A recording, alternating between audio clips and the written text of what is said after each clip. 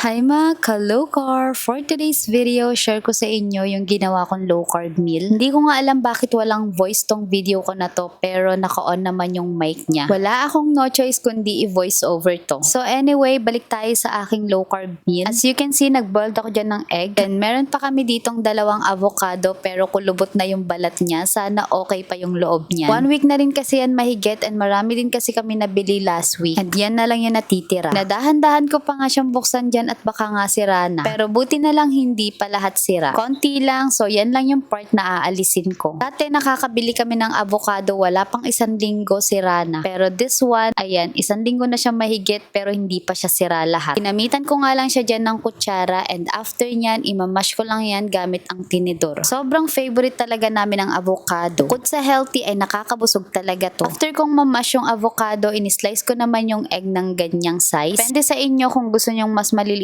pa yung size pero sa akin gusto ko yung ganyan lang. Bago ko siya i-mix ng mabuti, maglalagay na ako dito ng dressing. Japanese mayo yung nilagay ko dito pero much better na homemade mayo yung ilagay nyo. Add na rin ako dito ng Himalayan salt at ng ground black pepper. Wala kaming fresh herbs kaya naman dried parsley na lang yung ilalagay ko. Kung may available kayong fresh herbs, mag-add na lang kayo. Mas ma-enhance kasi yung lasa niya kapag fresh yung ilalagay nyo. And finally, magagamit ko na nga tong dill weed na to. As you can see, kakabukas ko lang siya. Nakita ko kasi sa palengke yung fresh dill and sobrang mahal niya kaya naman nung nakita ko to sa grocery napabili na ako. And yung last na nilagay ko is yung lemon. And i-mix nyo lang ng mabuti hanggang sa ganyan na yung texture niya. Ang weird na ng texture niya, parang ano na ng bata.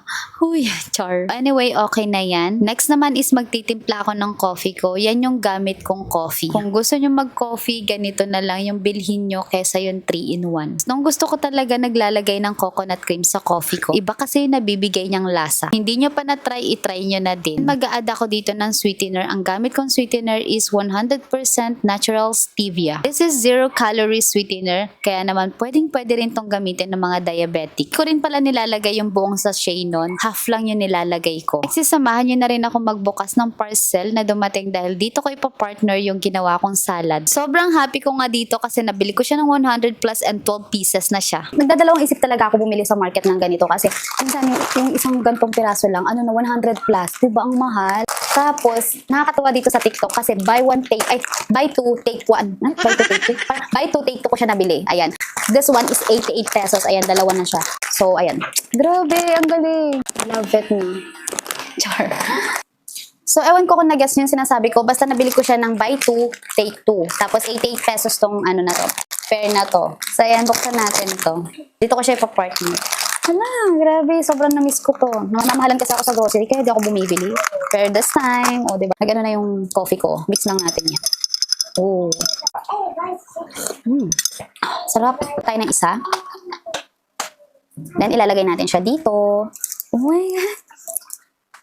And, syempre, kakainin natin yan, o diba? Cheers! This is avocado egg salad. So, sa mga hindi nakakaalam. Pero kung alam niyo na, okay. Cheers again! Sarap! Ano ko na? Arte. Ang crispy pa nito.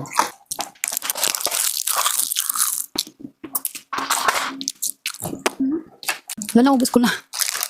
Magbukas pa tayo ng isa. So, ayan, gusto rin daw i-try na Empress. Come here. Try natin yung kalahati lang ba kasi hindi niya mabet, ganyan. First time niya lang to. Here, come on.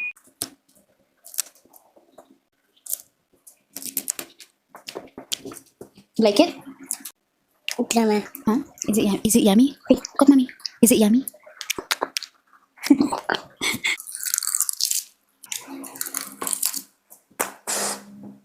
More. Huh? More, there, more. You want more? Okay. Shucks, sarap.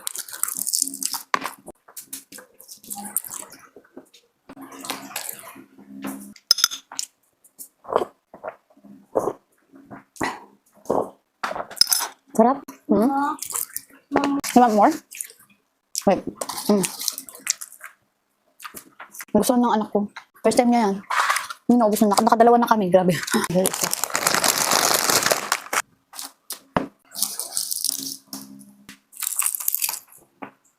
So, ayan, isa na lang.